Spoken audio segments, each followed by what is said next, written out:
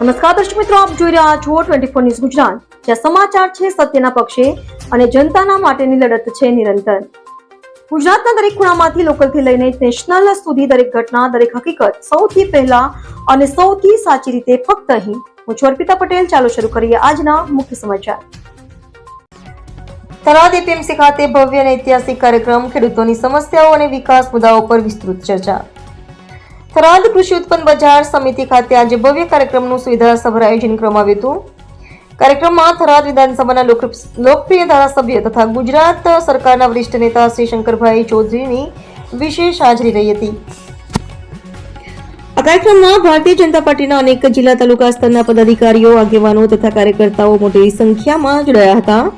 ઉપરાંત રાજ્યની વિવિધ સરકારી મંડળીઓના ચેરમેન, મંત્રીઓ, જિલ્લા કક્ષાના અધિકારીઓ અને ગામડાઓમાંથી આવેલા સેંકડો ખેડૂતો ઉપસ્થિત રહ્યા હતા. કાર્યક્રમ દરમિયાન ખેડૂતોના કલ્યાણ માટે સરકાર દ્વારા અમલમાં મૂકવામાં આવેલી યોજનાઓ પર વિગતવાર પ્રકાશ પાડવામાં આવ્યો હતો.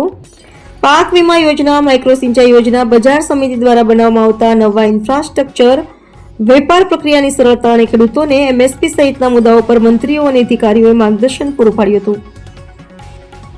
તેમણે પણ જણાવ્યું કે થરાદ એપીએમસીના વિકાસ માટે આગામી દિવસોમાં અનેક નવા પ્રોજેક્ટ શરૂ થવાના છે, જેમાં ખેડૂતોને સીધી અસરકારક સુવિધાઓ મળશે. કાર્યક્રમ દરમિયાન ખેડૂતો દ્વારા કેટલાક સ્થાનિક પ્રશ્નો અંગે માંગણીઓ પણ રજૂ કરવામાં આવી હતી, જેને સાહેબશ્રીએ તાત્કાલિક નોંધમાં લીધી હતી. એપીએમસી પ્રાંગણમાં કાર્યક્રમ દરમિયાન ભારે જનમેદની ઉમટી પડતા સમગ્ર વિસ્તારમાં મેળાભર્યું દ્રશ્ય સર્જાયું હતું. મોટા પ્રમાણમાં લોકોના ઉમટવાથી પાર્કિંગથી લઈને મુખ્ય માર્ગો સુધી જનચલણ વધ્યું હતું. કાર્યક્રમનો અંત રાષ્ટ્રગીત સાથે કરવામાં આવ્યો હતો. રિપોર્ટર રાણાભાઈ પારેગી, થરાદ. એ વાત તમારી સાચી છે કે એ પ્રમાણેની દરેક ખરીદ કરવાવાળી સંસ્થાઓ માટે એ પરિપત્ર જે હતો, પરંતુ એને માન્ય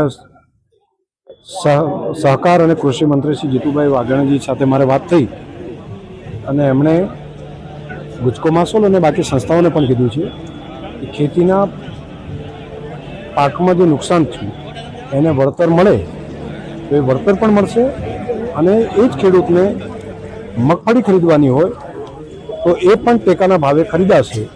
તો આ પ્રમાણનો નિર્ણય એમણે કર્યો છે. હું આભાર માનીશ રાજ્ય સરકારનો કે આ રાજ્ય સરકારની ખેડૂતો પ્રત્યેની ઉદાર નીતિ છે. એક ખેડૂતને એક જગ્યાએ 2 ખેતર હોય કે 3 ખેતર હોય તો એક ખેતરમાં નુકસાન થયું હોય તો બીજા ખેતરમાં મગફળી પાકી હોય તો એ મગફળી ટેકાના ભાવે ખરીદવી, એ પ્રમાણેનો નિર્ણય રાજ્ય સરકારે કર્યો છે. રાજ્ય સરકારને હું હૃદયથી આભાર માનું છું.